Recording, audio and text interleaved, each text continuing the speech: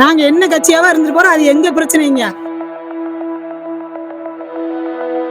பாபோன்னு பேசுறாருங்க மரியாதை இல்லாம. இவங்க யாருங்க அவர் இவர்னு பேசுறதுக்கு? லேடிஸ் என்ன வேணாலும் பேசுவாங்களாண்ணா? அவிநாசியில் பாஜக நிர்வாகி இல்லத்தில் சோதனை நடத்திய தேர்தல் பறக்கும் படை அதிகாரிகளை அக்கட்சி தொண்டர்கள் முற்றுகையிட்ட சம்பவம் பெரும் பரபரப்பை ஏற்படுத்தியுள்ளது. திருப்பூர் மாவட்டம் அவிநாசி தாலுகாவிற்கு உட்பட்ட புதுப்பாளையம் ஊராட்சி ரோஸ் கார்டன் பகுதியில் பாஜக நிர்வாகியான முருகன் என்பவர் வசித்து வருகிறார். அவர் அப்பகுதியில் இருசக்கர வாகனம் பழுது பார்க்கும் கடை நடத்தி வருகிறார். இந்த நிலையில் மாலை நேரத்தில் தேர்தல் பறக்கும் படையினர் திடீரென அவரது வீட்டில் சோதனை மேற்கொண்டனர். சோதனை நடைபெற்று கொண்டிருந்தபோது அப்பகுதியைச் சேர்ந்த பாஜக மற்றும் அதிமுக தொண்டர்கள் முருகனின் இல்லம் முன்பு திரள தொடங்கினர். பின்னர் சோதனைகளை முடித்து வெளியே வந்த தேர்தல் பறக்கும் படை அதிகாரிகளின் வாகனத்தை அவர்கள் முற்றுகையிட்டனர். முருகன் வீட்டில் தொடர்ந்து 3வது முறையாக சோதனை நடைபெற்றதால் அப்பகுதி நிர்வாகிகள் அதற்கு எதிர்ப்பு தெரிவித்தனர். இதுகுறித்து அதிகாரிகள் தரப்பில் முருகன் வீட்டில் பணப்பட்டுவாடா நடைபெறுவதாக தகவல் கிடைத்ததின் பேரிலேயே சோதனை நடத்தப்பட்டது என விளக்கம் அளிக்கப்பட்டது. இருப்பினும் தகவல் வழங்கியவர் யார் என்பதை தெரிவிக்க வேண்டும் என பாஜக மற்றும் அதிமுக நிர்வாகிகள் கோரிக்கை வைத்தனர். மேலும் இது தொடர்பாக தேர்தல் நடத்தும் அதிகாரியிடம் புகார் அளிக்க உள்ளதாகவும் தெரிவித்தனர். அதனைத் தொடர்ந்து அதிகாரிகளை அங்கிருந்து செல்ல அனுமதிக்கப்பட்டனர்.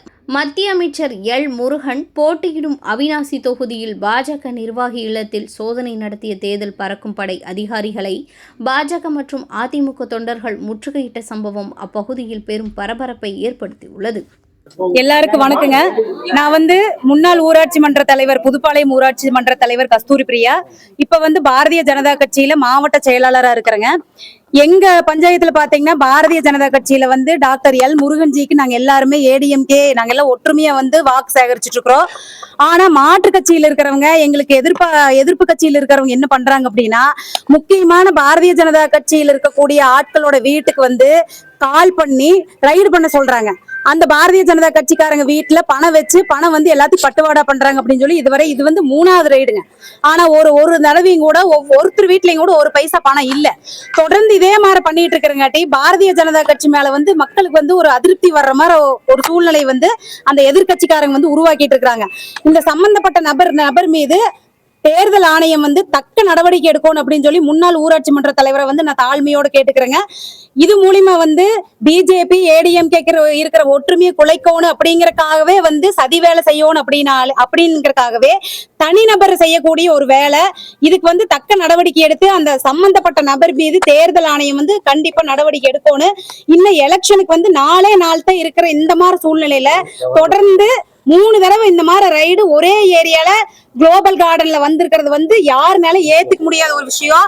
இதுக்கு காவல்துறையும் துணை போறது ரொம்ப மனசுக்கு வேதனை அளிக்குது. அதனால நான் தேர்தல் ஆணையத்தை ரொம்ப தாழ்மையா கேட்டிருக்கிறேன். எங்க புதுப்பாளையம் ஊராட்சியில இப்பேற்பட்ட ஒரு நடவடிக்கை ஒவ்வொருத்தரும் தேவையில்லாம செஞ்சுட்டு இருக்கிறதுக்கு தேர்தல் ஆணையம் தக்க நடவடிக்கை எடுத்து எங்க மக்களுக்கு பாதுகாப்பு கொடுக்கணும். இந்த மாதிரி பொய்யான தகவல் பரப்புறவங்க மீது கண்டிப்பா காவல்துறை நடவடிக்கை எடுக்கணும்.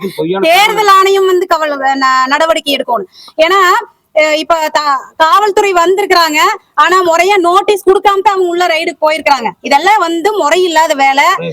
ஆமா, ஒரே வீட்டுல யாராச்சும் 3 தடவை ரைடு வருவாங்களா? அதனால இதுக்கு தேர்தல் ஆணையம் கண்டிப்பா நடவடிக்கை எடுக்கும்னு சொல்லி நான் தாழ்மையோட கேட்டுக்கிறேங்க. இப்ப நான் ஏற்கனவே வந்தவங்க இங்க வரலைங்க, வந்துட்டு திரும்பி போயிட்டாங்க.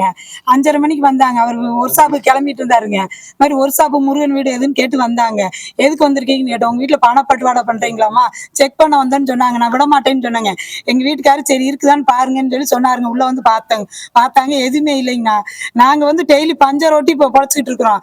எதுக்கு எங்க வீட்டுல யாரு கம்ப்ளைண்ட் கொடுத்தா எங்க மேலேன்னு எங்களுக்கு தெரியணுங்க. கண்டிப்பா சொல்லுங்க. புள்ள இருக்குதுங்க, ஸ்கூல் விஷயமா ஸ்கூலுக்கு அலைஞ்சிட்டு இருக்காங்க. புள்ள இருக்கும்போது இவங்க வாட்டி நேரடியா உள்ள செக் பண்ணிடுவாங்களா? அப்ப இவங்க என்ன பாதுகாப்பு இது பண்றாங்க? எப்படி வந்தாங்க, யார் சொல்லி வந்தாங்கன்னு தெரிஞ்சாகணுங்க. நாங்க என்ன கட்சியாவா இருந்துட்டு போறோம், அது எங்க பிரச்சனைங்க. எங்களுக்கு எந்த கட்சிக்கு பிடிக்குதோ ஓட்டு போடுறோம், எல்லாம் பண்றாங்க. யார் இந்த மாதிரி எங்க வீட்டுல இருக்குன்னு சொன்னாங்க அப்படின்னு சொன்னவங்கள எனக்கு சொன்னாதான் நான் விடுவேங்க. இல்லைன்னா நான் அவங்களை விட மாட்டேங்க. நான் பறக்கும்படைய எனக்கு சொல்லணுங்க. யாரு கம்ப்ளைண்ட் கொடுத்தா எங்க மேல எங்களுக்கு தெரிஞ்ச மன உளைச்சல் மன உளைச்சல் வீட்டுக்குள்ள பூரா செக் பண்ணாங்க, பீரோல ஓபன் பண்ணி வீடியோ எடுத்திருக்காங்க. வீடியோ எடுத்தாங்க.